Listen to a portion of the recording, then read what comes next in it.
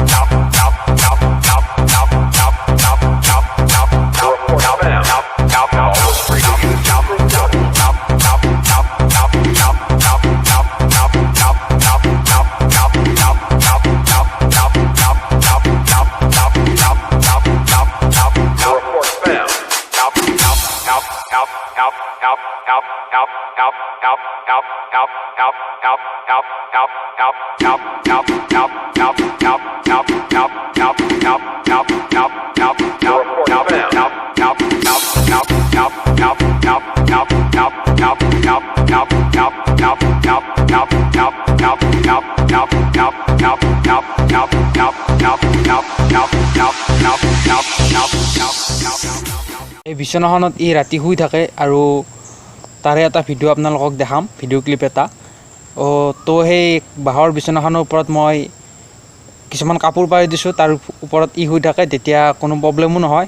আৰু আপোনালোকে তেনেকৈ বনাব পাৰিব, তাৰ একেবাৰে চেষ্টা কৰক আৰু অতি কম সময়ৰ ভিতৰত বনাব পাৰিব। ময়ো বনাইছোঁ, মাত্ৰ 2 ঘণ্টামানৰ ভিতৰত হৈছে। এইটো মোৰ মনত এটা চিন্তা আহিল আৰু তাৰে এটা আভাস আপোনালোকক দিলোঁ। ধন্যবাদ।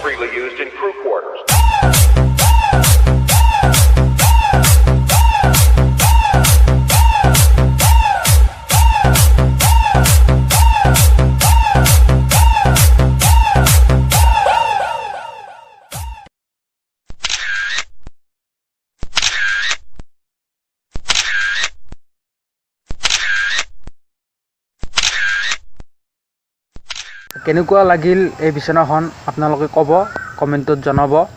আৰু সকলোৰে মৰমৰ কুকুৰ বা মেকুৰীক তেনেকুৱাকৈ এখন বিচনা বনাই দিব পাৰিব।